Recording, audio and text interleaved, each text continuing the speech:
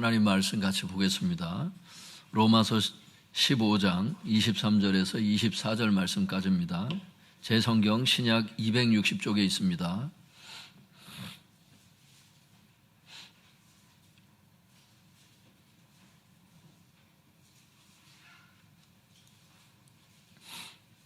신약 성경 260쪽에 보시면 로마서 15장 23절에서 24절까지입니다.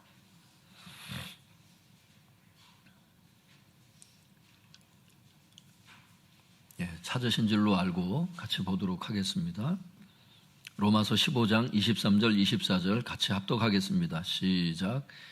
이제는 이 지방에 일할 곳이 없고 또 여러 해 전부터 언제든지 서바나로 갈 때에 너희에게 가기를 바라고 있었으니 이는 지나는 길에 너희를 보고 먼저 너희와 사귐으로 얼마간 기쁨을 가진 후에 너희가 그리로 보내주기를 바람이라. 제목을 한번 따라해 보겠습니다. 로마서의 배경 이해. 로마서의 배경 이해. 지난 시간에 이어서 로마서의 배경 이해 두 번째 시간으로 말씀을 드리도록 하겠습니다. 오늘 말씀은요, 사도 바울이 로마서를 기록한 목적에 대해서 살펴보겠습니다. 로마서를 왜 기록했는가? 아주 굉장히 중요한 로마서를 이해하는 데 있어서 그 문맥을 이해하는 데 있어서 중요한 단서를 제공하는 것입니다. 로마서를 기록한 목적을 알기 위해서는 두 가지를 알아야 된다고 생각이 들어요. 첫 번째는 바울이 처한 환경을 알아야 되는 거예요. 바울이 처한 상황. 한번 따라해 볼까요? 바울이 처한 상황. 바울이 처한 상황이 있어요. 어떤 상황 속에서 이게 기록이 되는 거예요. 그냥 기록되는 게 아니고. 두 번째는 로마 교인들이 처한 상황이 있어요. 이것은 다음 시간에 할 거예요. 그러니까 로마 교회 그 성도님들이 처한 상황이 어땠길래 사도 바울이 이걸 기록했는가, 이거 하나 하고, 첫 번째로는 사도 바울이 처한 상황이 어떤 상황이었길래 로마서를 기록할 수밖에 없었나, 이것을 우리가 알아야 되는 거예요. 그래서 오늘 시간에는 뭘 할 거냐 하면요, 바울이 처한 그 상황이 어떤지를 로마서에 기록되어 있는 것을 우리가 찾아봐서 읽을 거예요. 우리가 조금 전에 읽었던 내용이에요. 이 상황을 이해함으로 말미암아 로마서를 기록할 수밖에 없었던 이것을 우리가 살펴볼 거예요. 첫 번째로는 사도 바울이 처한 상황에 대해서 살펴보도록 하겠습니다. 로마서 15장 23절 24절 우리 다시 한번 읽어보겠습니다. 시작. 이제는 이 지방에 일할 곳이 없고 또 여러 해 전부터 언제든지 서바나로 갈 때에 너희에게 가기를 바라고 있었으니 이는 지나는 길에 너희를 보고 먼저 너희와 사귐으로 얼마간 기쁨을 가진 후에 너희가 그리로 보내주기를 바람이라. 성도님들 23절에 보면요, 사도 바울이 이제는 이 지방에 일할 곳이 없다고 얘기를 하고 있어요. 이제는 이 지방에 일할 곳이 없다. 이게 무슨 뜻인가? 이 지방이라고 하는 것은 지중해 동쪽 지역을 얘기를 하는 거예요. 실제로 이렇게 지도를 펴놓고 보면 지중해 동쪽 지역을 사도 바울이 다 선교했죠. 그러니까 일할 곳이 없다, 이게 무슨 뜻이냐면 선교할 것이 없다, 이런 뜻이에요. 사도 바울 입장에서는 이제는 지중해 동쪽 지역에서 선교할 곳이, 선교할 장소가 이제 없는 거야. 사도 바울은 남의 터 위에 복음을 전한 사람도 아니에요. 계속 이렇게 새로운 지역을 찾아 계속 전도하는 사명을 가졌기 때문에 사도로서, 이방인의 사도로서 계속 전도해 나갔다고. 그러다 보니까 지중해 동쪽 지역을 이제는 선교할 장소가 없었던 거예요. 다 선교했기 때문에. 이런 축복된 교회와 성도가 된다면 굉장히 좋을 것 같습니다. 믿습니까? 내가 한국에서는 더 이상 전할 곳이 없다. 이러면은 진짜 이게 대단한 소리 같아요. 제가 볼 때는. 근데 사도 바울이 실제로 지금 하고 있습니다. 지중해 동쪽 지역은 더 이상 내가 전도할 곳이 없다. 그래서 어떤 결정을 내렸냐면 사도 바울은 서바나로 갈 때에 이렇게 얘기를 하고 있어요. 서바나가 어느 지역이냐면 스페인 지역이에요. 거기가. 스페인 지역. 그러니까 이제 지중해 동쪽 지역은 끝났으니까 이제 지중해 서쪽 지역으로 가겠다 그 뜻이거든요. 그런데 서쪽 지역을 그냥 가나? 도움이 있어야 될 거 아니에요. 혼자 전도하는 게 아니잖아. 그래서 거기를 보니까 24절 끝부분에 보니까 성도님들 24절 끝부분에 보면 어떻게 뭘 부탁하고 있어요 지금 로마 교회에. 너희가 그리로 보내주기를 내가 바라고 있다 이렇게 얘기를 하고 있어요. 그리로가 어디야 그리로가. 서바나. 그거 얘기하는 거예요. 즉 바울은 로마 성도들의 후원을 받아서 스페인으로 가려고 했던 것입니다.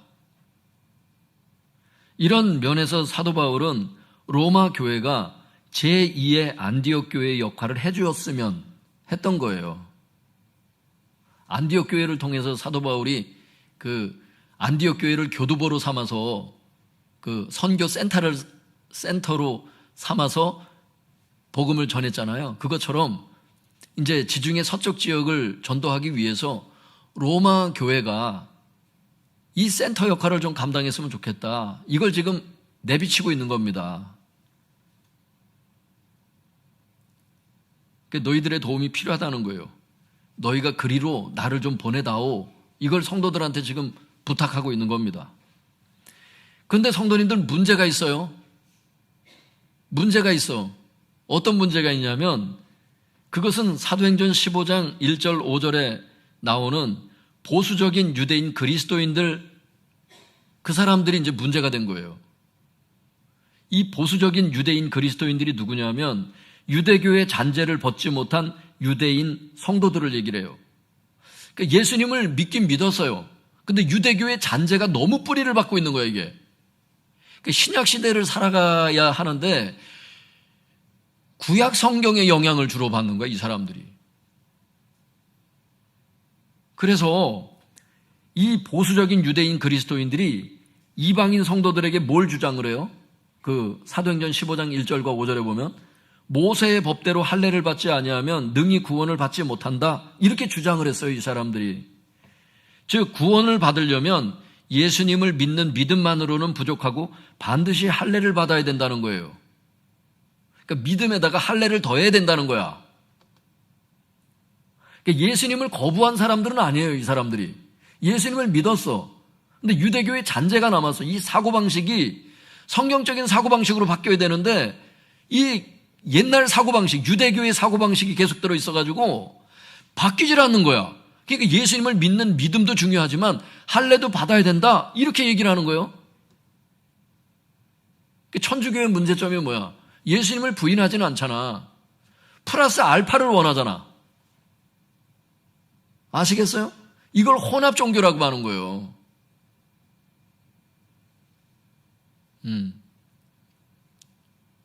구원을 얻기 위해서는 여러분 믿음이 필요한 거죠. 믿습니까? 근데 할례도 받아야 된다는 거예요. 이 보수적인 유대인 성도들이. 또한 이들은 뭘 주장했느냐 하면 이방인 성도들에게 할례만 강조할 뿐만 아니라 모세의 율법도 지키라고 해야 된다. 이렇게 얘기를 해요. 이 성경에 다 나와요. 그렇게 주장을 했습니다. 즉 구원받은 이방인 성도들이라 할지라도 할례도 받아야 되고 음식 규정도 구약대로 음식을 먹어야 되고 안식일 규정도 지켜야 되고 각종 절기도 지켜야 되고 모든 제사법을 다 지키도록 해서 모든 구약 성경의 그 율법들을 다 지키게 해야 된다. 이렇게 주장을 했던 사람들입니다. 이 사람들이. 그래서 성경 역사를 보면 AD 48년에 예루살렘 공회가 열리게 되죠. 우리가 익히 이건 사도행전에 할 때도 했었죠. AD 48년에 이 예루살렘 공의회가 열려서 그 회의 결론이 어디 나와 있어요? 사도행전 15장 9절과 10절에 잘 나와 있어요. 핵심은 이것입니다. 구원은 오직 예수 그리스도를 믿는 믿음으로 받는다. 그러므로 이방인 성도들은 구약 율법을 지킬 필요가 없다. 이렇게 결론이 났습니다. 사도들이 여기에 동의를 했고 성령님이 동의를 하셨죠. 거기 성경에 읽어보면 사도행전 15장의 결론입니다. 이것이. 문제는 뭐냐면 보수적인 그 유대인 그리스도인들이 예루살렘 공의의 결론에 승복하지 않아요. 이와 관련해서 제가 주석을 좀 읽어드릴 테니까 이 학자의 글을 한번 들어보시기 바랍니다. 사도들과 성령님이 결정하시면 예루살렘 그 회의를 따라가야 되잖아. 그런데 여기에 승복을 하질 않아요. 자기 주장을 계속하는 거야. 이 사람들이 어떤 사람들인지 한번 들어보세요. 이 유대인 그리스도인들은 AD 48년에 열린 예루살렘 회의에서 내린 결론에 승복하지 않았다. 그들은 먼저 갈라디아 지방에서 바울이 세운 교회로 하여금 다른 복음을 수용하도록 선동했다. 갈라디아 지방에서 사도 바울이 세운 교회가 무슨 교회예요? 갈라디아 교회. 그래서 갈라디아서에 보면은 사도 바울이 이렇게 얘기한다고. 다른 복음을 전하면 저주를 받을지어다. 이렇게 얘기를 한다고. 그 다른 복음을 전한 사람들이 있었던 거야. 예루살렘 공의회의 그 회의 결정에 승복하지 않고 유대교의 잔재로 계속 가르쳤던 거야. 할례도 받아야 된다, 반드시. 그래서 갈라디아서 6장 12절과 13절에도 보면 이 사람들에 대해서 기록하고 계속 기록해요. 곳곳에 많아요, 이게. 또 읽어드릴게요. 또한 그들은 빌립보 교회와 고린도 교회에서도 이방인 그리스도인들을 유대주의화하려고 시도했다. 그러니까 이방인들이, 여러분 빌립보하고 고린도 교회가 어디예요? 이방인들이 많잖아. 근데 여기에 어떻게 이방인 그리스도인들을 유대주의화하려고 시도했다. 이게 어디 나와? 빌립보서 3장 2절에 나와요. 고린도후서 11장 4절과 23절에 나온다고. 이 사람들이 사도 바울이 세운 교회들을, 또 신약 성도에 있는 그 교회들을, 이방인 교회들을 찾아다니면서 이 사람들이 나름대로 이게 사역을 하고 있는 거예요. 사도 바울이 이 율법주의에 대해서 계속 경고하죠. 그래서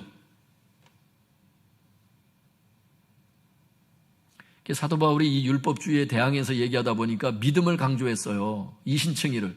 그러다 보니까 이 구원이 이신칭의만 있는 줄 아는 거예요, 지금. 이건 더 깊게 이제 나중에 볼 거예요, 이거는. 정신 차려야 돼. 그래서 이신칭의만 갖고 되는 게 아니야. 믿음으로 구원을 받는데 이제 믿음과 행함이 같이 가야 되는 이런 복음을 사도 바울은 얘기를 했다고. 믿습니까? 네. 행함을 얘기할 때도 예수님을 믿음으로 구원받지 못한 사람들에게 행함을 얘기를 한 게 아니라고. 믿음으로 구원을 받은 사람들에게 삶을 얘기를 하고 있다고. 거룩한 삶에 대해서. 이 순서가 중요해요. 그래야 율법주의로 안 빠져. 그 유대인 그리스도인들처럼. 여러분 순서를 잘 할 수 있기를 바랍니다. 예.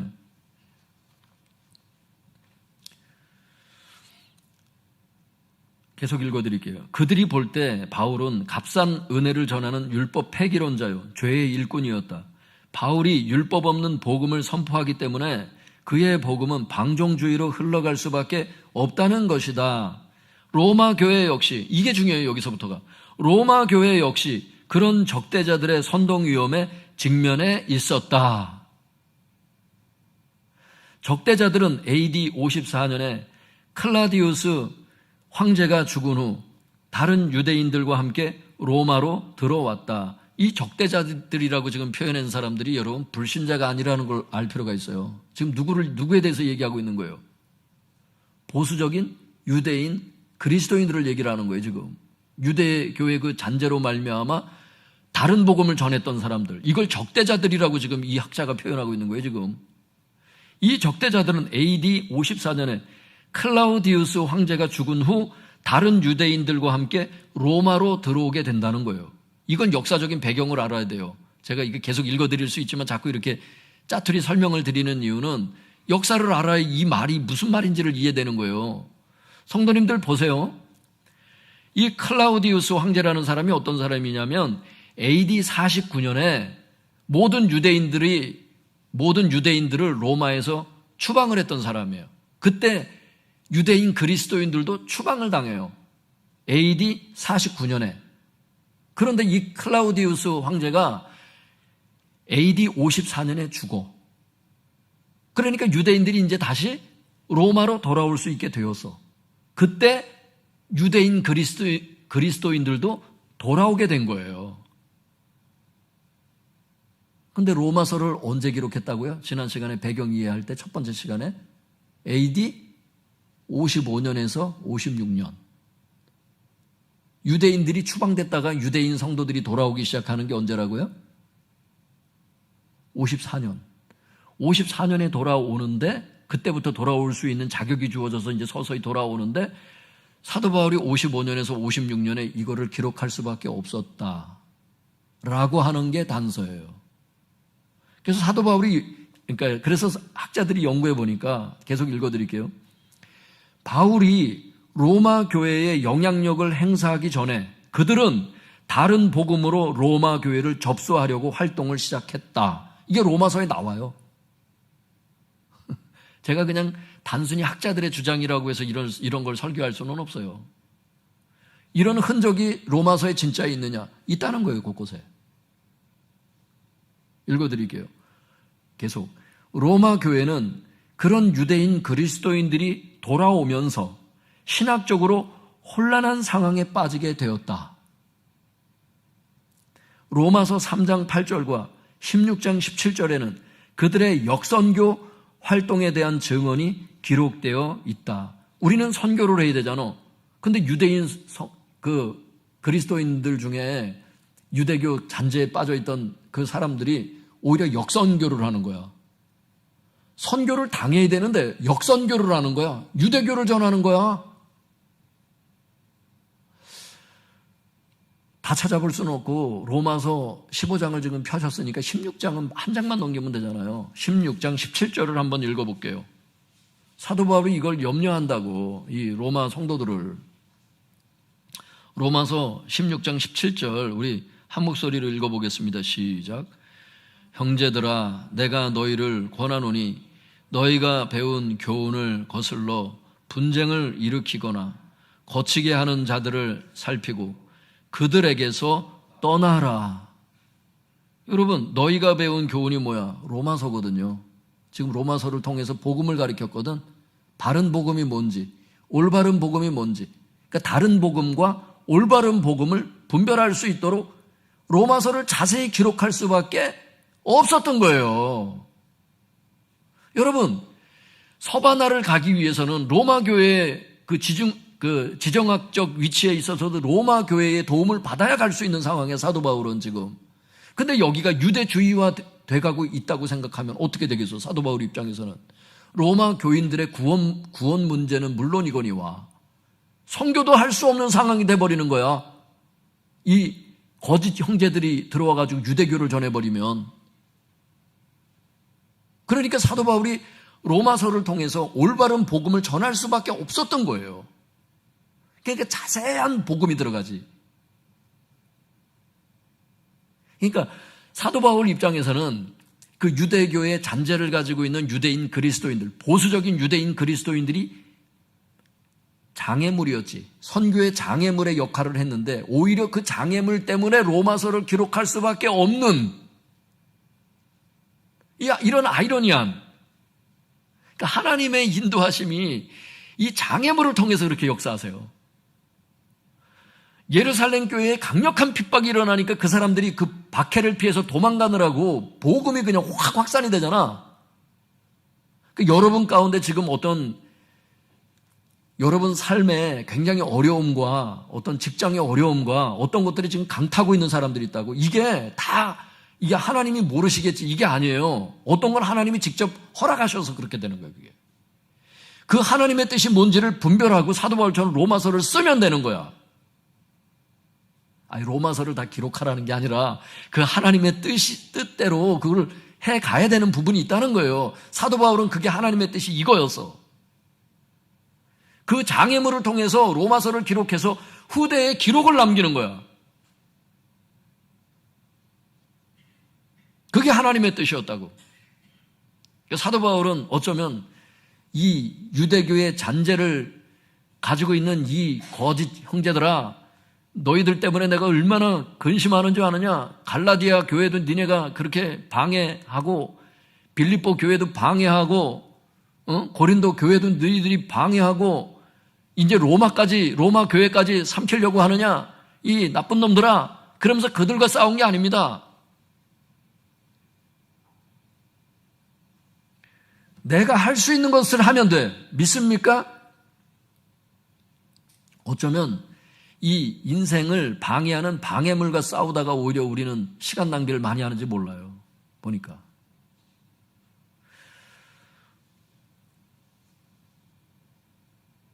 한번 따라해 볼까요? 환경을 통한 하나님의 목소리, 이 환경의 장애물을 통한 하나님의 목소리가 있더라고.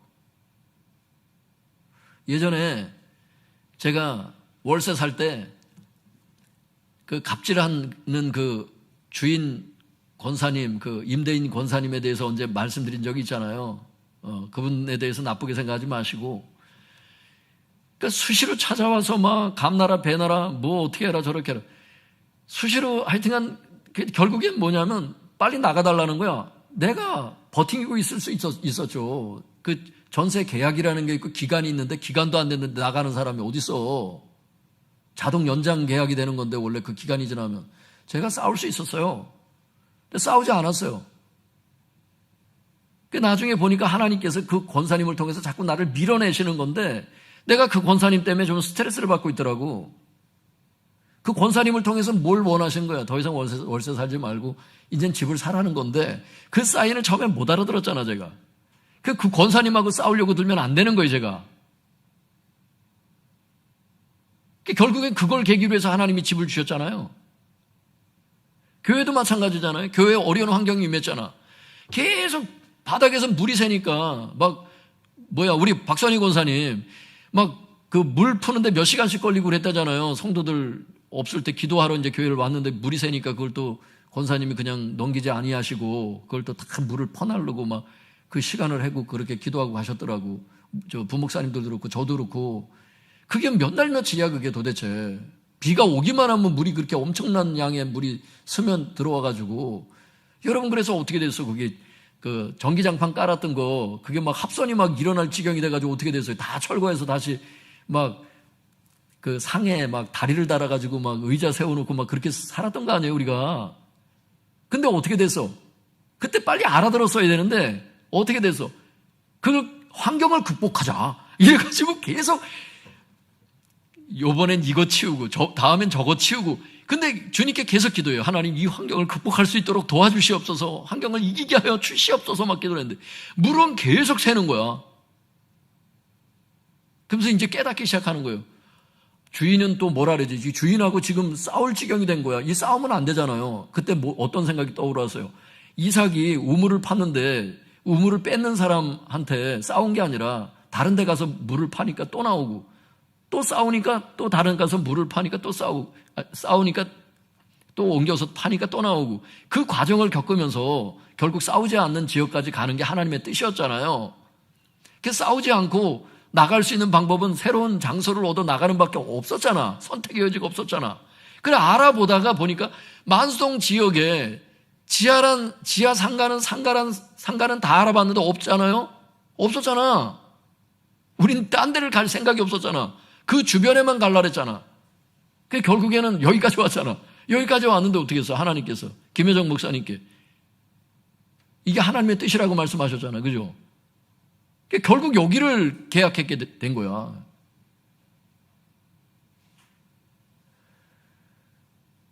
여러분 가운데 지금 있는 장애물과 싸우는 경우가 많아요. 환경의 장애물과 싸우고 내가 왜 이런 처지가 됐냐 그러면서 막 싸우고, 질병이 내가 왜 이런 게 걸렸냐 그러면서 싸우고, 왜 직장에서 왜 이런 일이 벌어지냐 그러면서 막 싸우고.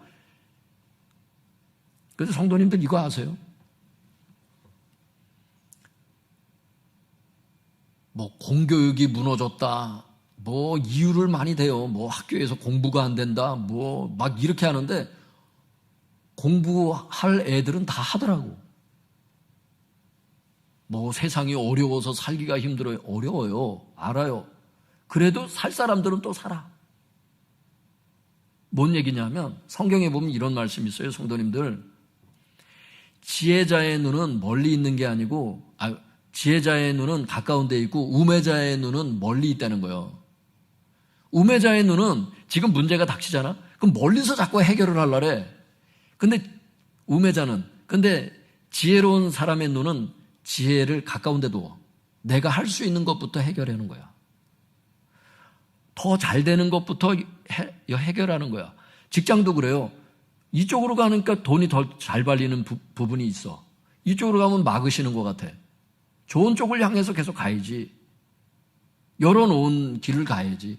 안 열어놓는 길로 자꾸 갈라리지 말고. 환경을 통해서도 하나님 막으시는 그 목소리가 있더라고. 인생을 살다 보니까. 근데 이 영적으로 성장한 사람이라 할지라도 환경을 통한 하나님의 목소리를 많이 못 듣더라고. 보면 자꾸 레마만 받으려래. 근데 환경을 통해서도 말씀하실 때가 있는데, 이 말은 직장에 문제가 생기면 무조건 옮겨라 이 뜻이 아니에요. 교회 옮기듯이 옮겨라 이게 아니에요. 저희는 어디부터 했어요? 만수동부터 시작을 했잖아. 어디 뭐 부평까지 우리가 손을 뻗쳤습니까? 전혀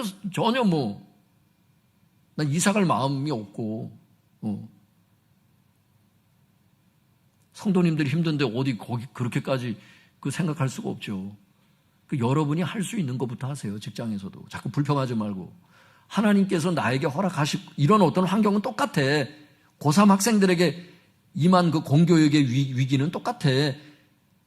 회사에서 다 임한 위기는 똑같아. 사람이 한 번 살다 죽는 건 다 똑같아. 다 똑같은 조건인데 거기서 내가 할 수 있는 걸 하란 말이에요. 자꾸 불평하지 말고. 믿습니까? 그거라고. 내가 결정된 것들이 있어요. 여러분이 지금 인생을 결정해 왔잖아. 기도함으로 결정해 왔어요. 이미 결정됐어. 여기에서 내가 할 수 있는 것부터. 지혜자의 눈은 가까운 데서 찾는다는 거예요. 가까운 데 지혜가 있다고. 그거부터 하세요. 자꾸 욕심내지 말고, 자꾸 불평하지 말고, 이거 왜 이랬을까? 저건 왜 저랬을까? 그런데 하나님의 그 뜻이 의외로 가까운 데 있어요. 하나님이 뭘 원하실까?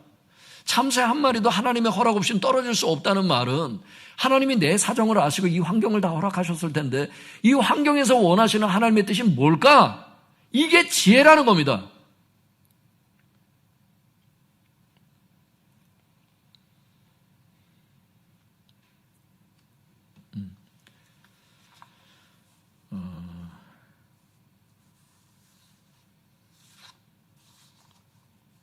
지금까지의 내용을 살펴볼 때, 바울이 처한 상황과 바울이 로마서를 기록한 목적을 어떻게 요약할 수 있겠습니까, 성도님들? 바울은 로마 성도들의 후원을 받아서, 즉 로마 교회를 교두보로 삼아서 스페인을 선교하려고 했습니다. 그런데 보수적인 유대인 그리스도인들, 즉 유대교의 잔재를 벗지 못한 유대인 그리스도인들이 로마 교회에 들어와 다른 복음을 전함으로 로마 성도들을 유대주의화하려고 역선교를 하고 있던 상황이었습니다. 이런 상황에서 바울은 로마서를 보내 로마 성도들에게 올바른 복음을 충분히 설명해야 했던 것입니다. 이것이 로마서의 첫 번째 기록 목적입니다. 믿습니까?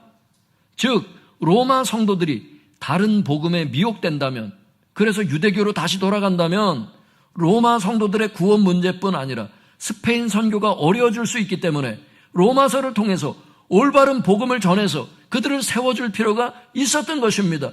그래서 그 어떤 성경보다 복음에 대해서 정통한 성경이라고 일컫는 복음의 다이아몬드라고 하는 이 로마서가 기록된 것을 알 수 있길 바랍니다. 로마서가 굉장히 어려운 상황 가운데 기록됐다는 거예요.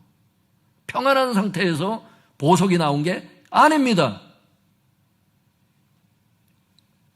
지금도 하나님께서는 보석과 같은 성도를 만들기 위해서 광야를 허락하시죠. 예수님도 광야에서 연단받으시고, 그죠? 세례 요한도 광야에서 길러지고, 다윗도 아둘람굴에 숨어 있고 하는 광야에서 그 왕의 자질이 길러지죠. 하나님께서는 때때로 성도들을 광야에 내보내셔서 정말 보석과 같은 성도들을 만드십니다. 지도자를 길러내십니다. 때로는 그것이 힘들고 어렵지만 하나님의 교육 방법이 그렇습니다. 성도님들 힘을 낼 수 있기를 바랍니다. 낙심하지 말고 하나님의 뜻을 분별해서 지혜를 멀리 두지 말고 지금 내 앞에 비추시는 내 발의 등이 되신 그 하나님의 말씀에 주목할 수 있기를 바랍니다. 그럼 여러분은 살아나갈 수 있어요. 하나님은 모든 것이 가능하시기 때문에. 오늘 우리에게 주시는 메시지는 세 가지입니다, 성도님들. 저는 세 가지라고 생각해요.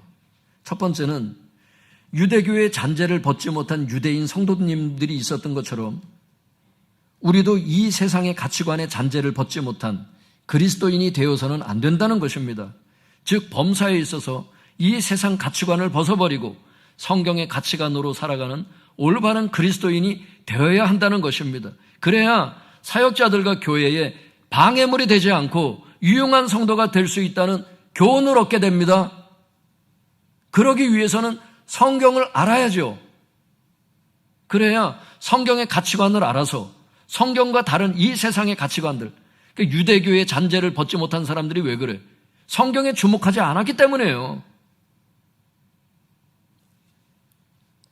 사랑하는 성도 여러분, 유대교의 잔재를 벗지 못한 유대인 그리스도인들은 오히려 복음에 있어서 방해물이 되었습니다. 바울의 대적자가 되었고 여러 교회의 대적자가 되었고 성령의 대적자가 되었습니다. 마찬가지로 이 세상의 가치관의 잔재를 벗지 못한 그리스도인들은 복음의 방해물이 될 수 있어요. 사역자들과 교회의 장애물이 될 수 있습니다. 여러분, 그래서 여러 목사님들로부터 제가 듣기도 했고 제가 경험해 본 바로는 이 당회를 열게 되면 장로님들이 육신의 생각에 쩔어 있어가지고 성경적인 가치관을 갖지 못한, 그냥 솔직히 자격은 좀 미달인데 교회에서 그냥 장로를 세워야 되니까 세운 거야. 특별히 장로교는 어때? 장로가 당의 구성이 최소한 3명이어야 되잖아. 담임 목사님, 장로 2명. 그러니까 3명을 세워야 되니까 어떻게든지 장로 2명은 세워야 되니까 자격 미달인 사람을 세워놓은 거야. 신앙이 어린 사람을. 세워놓으니까 어때요? 당회는 구성이 돼서 교회는 운영이 되는데 회의를 하면 사사건건 육신의 생각을 발언해서 계속 목회를 방해하는 사람들이 있어요. 여러분, 이 육신의 생각을 계속 갖고 있으면요, 다시 말해서 이 세상 가치관을 계속 갖고 있으면 교회 사역에도 얼마나 걸림이 되는지 몰라. 사도 바울을 괴롭혔던 이 거짓 형제들처럼 이 짓을 할 수 있다니까, 진짜. 뭐 우리 교회 성도님들은 뭐 그런 분들은 없겠지만 하여튼간 제가 그런 교회들을 봤고 제가 실제 당화에서 그런 것들을 경험했고 그런 목사님들의 소리를 들어요. 너무너무 힘들대. 또 어떤 게 있을 수 있을까요? 성도님들, 이제 여기는 어린애들은 없고 청년 이상이 있으니까 결혼하지 않는 청년들 같은 경우는 이런 게 필요할 수 있어요. 이 결혼의 가치관, 이 세상의 가치관은 어때요? 그냥 아무나 내가 좋아하는 사람 결혼하면 그게 결혼의 가치관이야. 근데 청년들은 어떤 가치관을 가져야 돼? 불신자들과 함께 멍에를 매지 말라 말씀하셨잖아. 불신자들과 결혼하면 안 된다고 분명히 말씀하셨잖아. 나중에 재혼하는 사람들에 대해서, 사별을 해서 재혼하는 사람들에 대해서 성경에 뭐라 그래? 그리스도 안에서만 결혼하라고 분명히 말씀하시잖아, 사도 바울이. 아니면 나처럼 혼자 사는 게 나으니라 말씀하잖아. 무슨 얘기인지 아시겠어요, 성도님들? 우리 애들 예전에 클 때 보니까 내가 얘기를 했어요. 야, 너는 학교에 여자가 없냐? 그랬어요. 안 사귀니까. 그래서 너는 학교에 여자가 없냐? 우리 애들은 영상 예배 혹시 드리는 성도님 중에 우리 애들은 다 남자니까. 그러니까 물어보는 거예요. 너희는 학교에 여자가 없니? 그랬더니 여자는 있다는 거야. 여자는 있다는 거야. 근데 왜 안 사겨? 그랬더니 신앙이 없대. 불신자이거나 교회는 다니는데 행동거지가 전혀 크리스찬이 아닌. 그래서 못 사귄대. 그러니까 이 애들 마음에 이 결혼 상대자에 대한 리스트가 있는데 일단 불신자는 리스트에서 그냥 빼버려. 감정의 절제들을 하더라고. 이 난도질을. 이 절제가 성령님의 9가지 열매 중에 마지막이 절제로 끝나잖아요. 감정을 절제를 하더라고. 아무리 예뻐도 일단은 끊는 거야, 그냥 그거에. 이 세상의 가치관을 버리고 성경의 가치관으로 살아야 된다.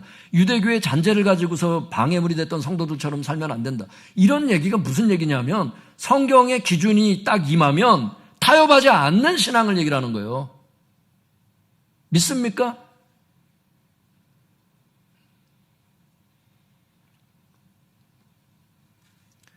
범사에 있어서 이 세상 가치관을 벗어버리고 성경의 가치관으로 살아가는 올바른 그리스도인이 되어야 사역자들과 교회에 성령님께 유용한 성도들이 될 수 있다는 거예요. 아니면 자기가 완벽한 사람은 없겠죠. 노력할 뿐이죠. 그런데 심각한 경우에는 이렇게 진짜 바울의 적대자들처럼 이렇게 진짜 방해꾼이 진짜 될 수 있어요. 교회와 사역자들에게. 여러분, 성경의 말씀을 들을 때 여러분 사고방식과 다른 것들이 있다면 성경이 잘못된 게 아니라 여러분의 사고방식이 그게 변해야 될 부분이에요. 받아들일 수 있길 바랍니다. 그래서 성경을 자꾸 읽어서 나의 뇌를 수술하세요. 가치관을 변화시키는 게 영적인 수술이야. 오늘 여러분들처럼 이렇게 교회 나와서 말씀을 들을 때 이게 한 번씩 이렇게 갈아엎어지는 거예요. 이게 갈아엎어져. 여러분들처럼 부지런히 말씀을 이렇게 듣고 접할 수 있길 바랍니다. 그러면 계속해서 성경적인 사고를 하게 돼요. 육신의 생각을 자꾸 멀리하게 돼 있어. 이게 첫 번째 교훈이라고 저는 생각합니다. 두 번째는 아까 이걸 말씀을 레마로 나간 것 같은데 그냥 읽어드릴게요. 두 번째는 스페인을 선교하려다가 장애물을 만난 사도 바울처럼 우리도 주님의 일을 감당하다가 장애물을 만날 수 있다는 것입니다. 하지만 그 장애물은 하나님께서 쓰시는 도구가 되어서 오히려 복음의 진수를 담은 로마서가 기록될 수 있었다는 것입니다. 사랑하는 성도 여러분, 믿는 자에게 장애물은 장애물로 끝나는 것이 아닙니다. 오히려 장애물은 하나님께서 쓰시는 도구가 될 수 있습니다. 그러므로 장애물을 만날 때 낙심하지 마시고 사도 바울처럼 좋은 기회로 삼으시기 바랍니다. 분명 하나님께서 역사하실 것입니다. 그러니까 이 장애물들을 더 좋은 결과물로 바꾸시더라 이거예요. 하나님께서. 장애물 자체가 좋은 건 아니야. 그런데 하나님께서 손을 내미시면 그게 더 좋은 결과가 되더라는 거예요. 세 번째 교훈은 저는 이거라고 생각해요. 우리의 신앙은 다른 복음을 멀리하고 올바른 복음에 서야 한다는 것입니다. 이 로마서가 기록된 목적은 다른 복음을 전하는 사람들의 그 영향을 받고 힘들어하는 성도들을 위해서 올바른 복음에 서야 된다 하면서 복음을 전하는 게 이제 기록 목적이었잖아요. 그것처럼 우리의 신앙은 다른 복음을 멀리 해야 돼요. 그리고 올바른 복음에 서야 한다는 거예요. 근데 목사님, 옛날처럼 율법주의자들의 그런 다른 복음은 지금은 없잖아요. 얘기를 할 수 있겠는데 제가 한번 말씀드릴게요. 바울 시대에는 율법주의자들이 전한 다른 복음이 문제였다면 지금은 바곡수와 같은 구원파 교리가 문제라고 저는 생각합니다. 이런 면에서 한국 교회는 극단적 칼빈주의를 멀리하고 웨슬리 신학을 연구할 필요가 있습니다. 여러분, 극단적 칼빈주의에 대해서 지난번에 지옥에서 온 판사라고 하는 드라마에 대해서 바국주 칼럼 리스트가 써가지고 우리 칼럼을 가지고 우리가 한번 설교하고 은혜를 나눈 적이 있어요. 구역예배 시간에. 기억하시는지 모르겠어요. 거기 그 사람도 전문가예요. 그 사람이 얘기를 하잖아. 극단적 칼빈주의 문제점이 뭐라는 거예요? 믿음과 행함이 분리된 잘못된 신학 사상이라는 거예요. 김세윤 박사가 뭐라 그래요, 여러분? 김세윤 박사보다 더 똑똑한 박사가 드물어요, 여러분. 한국에 많은 신학교 교수가 있지만 이분보다 더 똑똑한 사람이 드물다니까, 진짜로. 세계적인 학자예요. 이 김세윤 박사가 뭐라 그래요? 극단적 칼빈주의는 구원파 교리와 비슷하다는 거예요, 여러분. 믿음만 있지 거기 행함이 어딨냐고. 믿음과 행함이 분리될 수 없다는 게 야고보서에서의 가르침인데, 많은 목회자들과 학자들도 지금 지적하고 있습니다. 극단적인 칼빈주의의 문제점을. 여러분, 홍인규 교수님이라고 하는 분이 이런 얘기를 했더라고. 한번 따라해 볼까요? 구원은 죄의 권세에서 해방되어 하나님의 주권 아래로 들어가는 것이다. 이게 로마서의 신학적인 중심이래요. 이런 좋은 학자들이 지금 많이 남았어. 한국 교회도 이제는 좋은 학자들을 많이 배출했기 때문에. 이 사람이 로마서를 연구해보고 한 줄로 이걸 딱 얘기를 하더라고. 뭐라 하냐면, 로마서에서 얘기하는 구원은 죄의 권세에서 해방되어, 그러니까 이신층이 되어 하나님의 주권 아래로 들어가는 것이다. 그러니까 이신층의를 받고 구원받으면 끝나냐? 그게 아니고, 구원받는다는 게 뭔데? 하나님 나라로 들어가는 거잖아. 들어갔으면 뭘 하는 거예요, 이제부터는? 그렇지. 하나님의 통치를 받는 거지. 그게 뭐예요?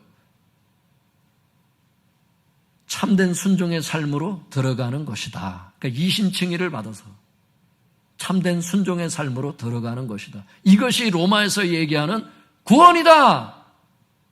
근데 많은 사람들이 어떻게 생각해? 로마서, 그러면 목사님들 솔직히 얘기해 보세요. 로마서 그러면 지금까지 어떤 얘기를 주로 많이 들어? 이신칭의, 그렇지. 그렇게만 얘기한다니까.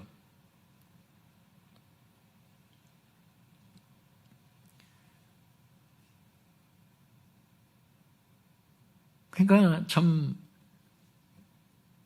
좋은 스토트들 그런 얘기를 해요. 참 세계적인 학자들이요. 진짜 이 강해 설교 그러면 뭐 존 스토트를 빼놓을 수 없을 만큼. 근데 이런 사람들이 이걸 이제 알고 있는 거야. 로마서를 쭉 연구해 보니까 그 결론이 뭐냐? 신학적인 결론이 구원은 이신칭의를 받아 하나님의 통치로 들어가는 게 그게 온전한 구원이다. 웨슬리는 그걸 얘기하고 있잖아. 믿습니까? 그러니까 웨슬리 신학이 허점도 있어요. 어떤 부분은. 왜냐하면 뭐 주일 성수를 안식일 개념으로 지켜야 된다. 우리도 이제 예전에 거기에 은혜 받고 막 했는데 그렇게 그 변경대회들, 수정대회들 어떤 그런 연약함도 있어요. 신학이 다 온전한 게 아니기 때문에 어떤 신학이든. 칼빈 신학은 온전합니까? 웨슬리 시대 신학도 그래요. 그러나 그래도 성경의 그 지식을 온전히 담고 그 퍼센테이지를 따졌을 때 그래도 온전히 믿음과 행함을 그래도 같이 중요하게 여기고 따라가려고 하는 그 신학이 보면 웨슬리 신학이더라고. 제가 두 가지 신학을 다 공부해 보니까 그렇더라고. 그런 부분이 있어요. 하여튼간 뭐 장로교회도 물론 구원이 있고 다 믿음을 강조하겠지만 여러분 하여튼 극단적인 칼빈주의는 안 돼. 예, 이거는 많은 학자들이 이거는 지금 거의 구원파 교리하고 똑같다는 거야. 박옥수하고 이단하고 똑같은 이단의 가르침이야 거의 진짜 이거는. 그러니까 헛소리 하는 거예요. 아무리 나는 죄를 지어도 믿음으로 구원을 받았기 때문에 사람이 행함으로 구원받는 게 아니고 믿음으로 구원을 받는 거기 때문에 아무리 죄를 지어도 한번 선택된 사람은 나는 구원이 취소될 수 없다 그러면서 계속 간음을 행하더라고. 야, 참 주님께서 그걸 위해서 돌아가셨나? 그런 사고방식을 위해서 돌아가셨나?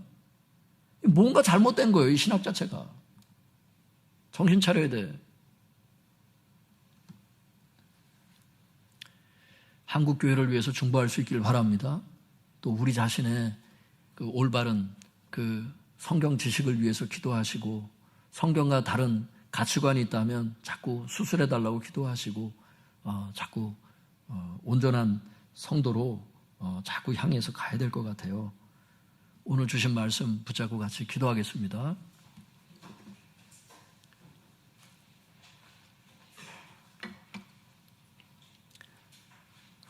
오늘 이 세 가지 교훈을 놓고 기도하세요. 또 개인적으로 주신 레마가 있다면 붙들고 기도하세요. 하나님께서 이 시간도 우리 가운데 함께 하고 계십니다. 주여 주여 부르짖고 통성해서 기도하겠습니다. 주여